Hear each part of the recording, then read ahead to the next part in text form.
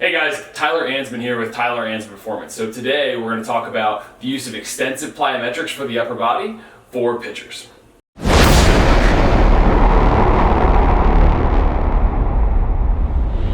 All right, so the first thing to kind of think about is that throwing is a plyometric action in and of itself. All right, so the stretch shortening cycle is an extremely important piece kind of throughout, but especially when we think about kind of the arm heading into layback, what's kind of happening is it's enhanced by a pre-stretch on the internal rotators, right? So we're getting the parallel elastic component, the series elastic component, and the muscle spindles all stretched here. So we're getting this kind of reactive output from these elastic pieces in the storage and utilization of elastic energy, right? So it's not just purely kind of muscular force when we're talking about throwing velocity. The elastic component here and the plyometric component here is really important to kind of understand.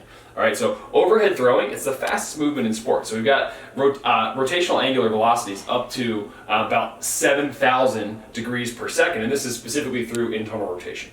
All right. So what are plyometrics, right? So plyometrics and ballistic kind of movements are very similar in a lot of ways. The main differences are that plyometrics involve the stretch shortening cycle, so from here on the SSC, and ballistic training just involves moving something through the air at maximal intent, right? So this can be jumping, loaded jumps, throws of any kind. These just don't necessarily need to involve the stretch shortening cycle. So for example, if we went like a seated box jump, this would be ballistic training, but not plyometric training, right? So there are slight differences there, but these are kind of important things to think about.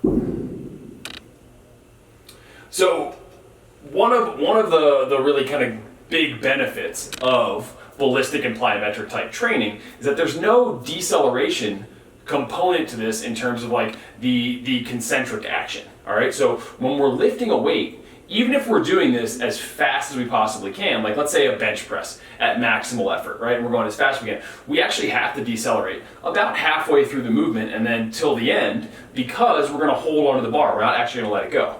But with ballistic and plyometric movements, we're gonna come off the ground if we're jumping, we're gonna let go of the implement if we're throwing it, we're gonna come off the ground if we're doing a ballistic or plyometric push-up. All of these kind of elements allow us to actually truly train at maximal intent and the highest possible velocity for that given movement.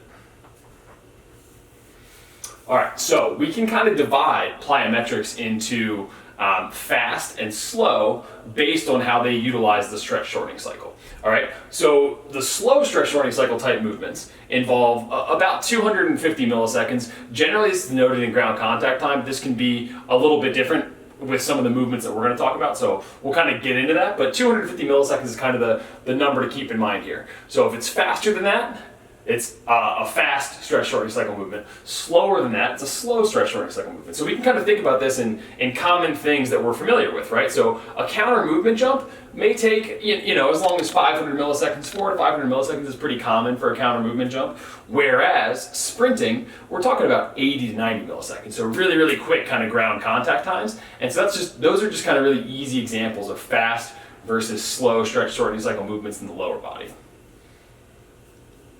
All right, so what do we get from plyometrics and kind of why are we talking about this today? Well, so there's a few kind of reasons that this becomes really important for high velocity throwing, right? So we can kind of change how much elastic energy can be stored and utilized, which like we talked about in the beginning, this is a really important kind of component to throwing velocity because when we talk about how fast we're moving through any given movement, whatever it is, in this case, throwing, elastic energy when the stretch shortening cycle is involved is going to be a really critical piece to this. We can change reflexes to some degree. We can change length tension relationships. This is also very important. So if we think about length tension relationships, basically there's an optimal length for every muscle to kind of produce force in. And so there's kind of a range, but when we get past a given range in terms of it either being too short or too long, it actually cannot produce its maximal level of force. So what can happen with kind of plyometrics and eccentric type training is we can actually increase the length at which we can reach kind of that maximal force output. And what this does is it allows us to put a greater stretch on the elastic components, which means we get more storage and utilization of the elastic energy. So this is kind of an important concept to keep in mind. And then when necessary and relevant, we can change pre-activation of muscles. This is going to be a little bit less relevant to what we're talking about today, but this is an important component to plyometrics. All right, so basically plyometrics are typically divided up based on being extensive or intensive, all right? So extensive is really what we're going to talk about today, but it's important to kind of know the difference. So extensive plyometrics are generally lower impact, less neurally demanding, and they're used for higher volumes. So these are kind of like preparatory plyometrics, an introduction to it. So all training really should move from extensive to intensive, and this is kind of intuitive, right? I mean, if we think about this in terms of powerlifting or just general kind of training at the gym, you generally will work from like hypertrophy or higher volume, basically lower intensity training, to lower volume, higher intensity training. So hypertrophy to strength. So we're making tissue changes before we then make more of the intense kind of neurological changes that'll come down the line. So, kind of like I just talked about, what we're doing with extensive plyometrics is we're really preparing the tissue and the nervous system for the intensive variations that we're going to use later. Because our really kind of big time adaptations are generally going to come from the more intensive variations outside of a few times when you may have these kind of athletes who are well trained, they're used to doing a lot of intensive stuff, but their rhythm and fluidity may be off, and we'll kind of come back to that. But outside of that, generally our big adaptations are coming from intensive training.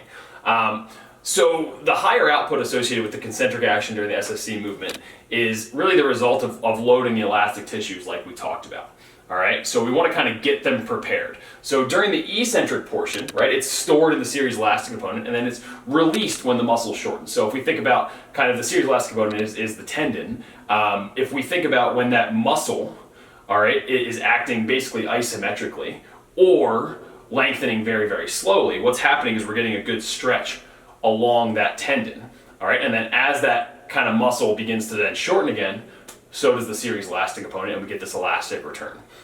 So we really need to think about two kind of different types of proprioceptors, right? So we have the ones that have the dampening effect, so this is kind of the GTO or the Golgi tendon organ, and basically what that does is it regulates tension. So if it senses kind of too much tension in the muscle, it'll shut off the contraction, okay? And this is an important thing because with our really kind of high force, intensive type movements, we don't want this kind of like artificial regulator on how much we can handle. It's there to make sure you stay safe and don't hurt yourself, but generally those settings are a little bit too low. So we want to desensitize the GTO to some degree.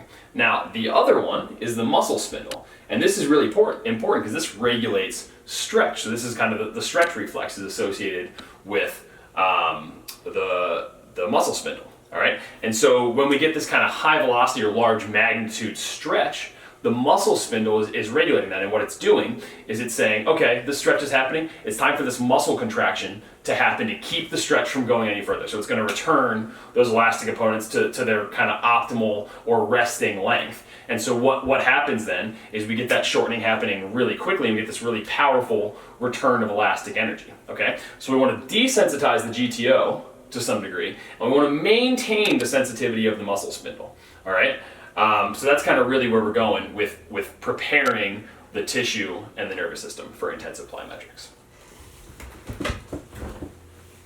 Okay, so an important thing to know about the tissue preparation piece is Davis's law. Okay, so this is the corollary to Wolff's law.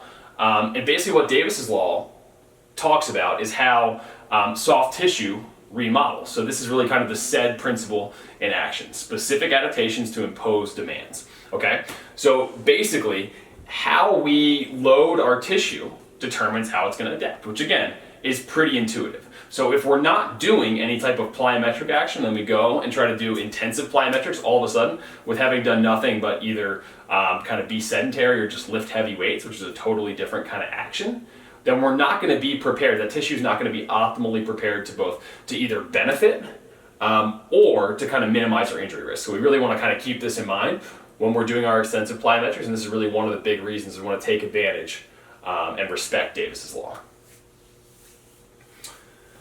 Okay, so one of the other ones we kind of talked about at the beginning here, but extensive plyometrics are great for improving kind of rhythm and fluidity.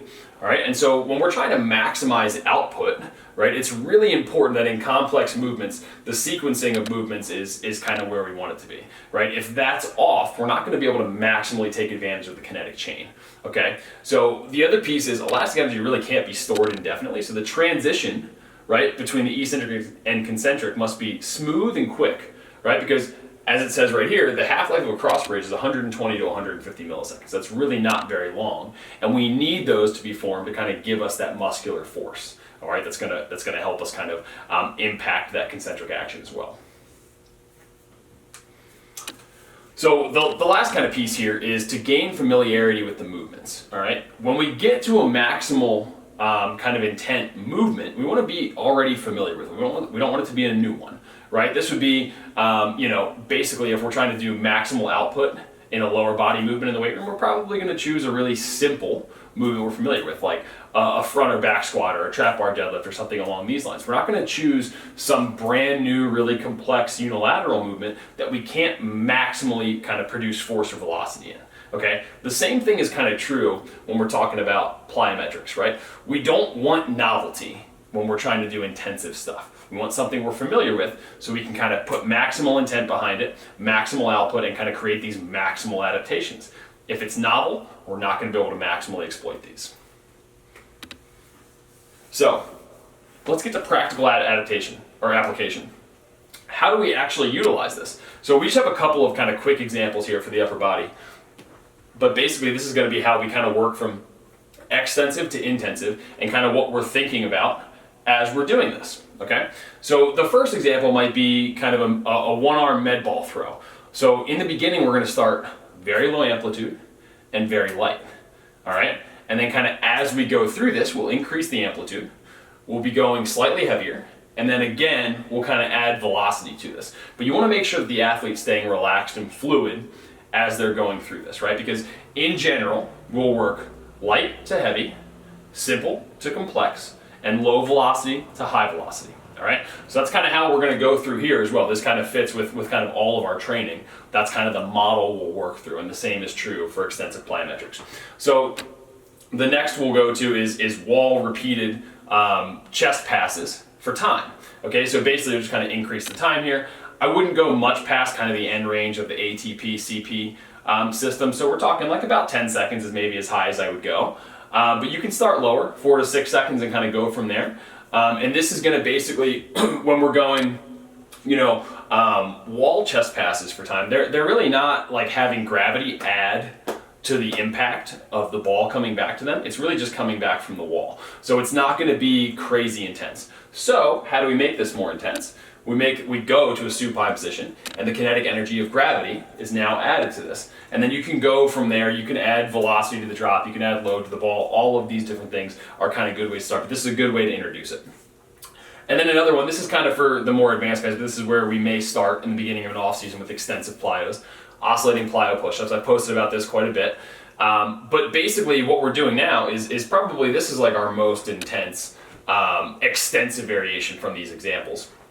Is we're now beginning to add, some percentage of our body weight to this. And basically what you'll do is you'll start with your hands elevated, so we're not taking your full body weight, and then we'll begin to lower the hands, lower the hands, lower the hands, and then we would move into like kind of our eccentric driven variations, like our drop catches and things like that, which would be considered intensive. But these are just a few examples of kind of how we would look at our extensive to intensive plyometrics in our upper body. All right?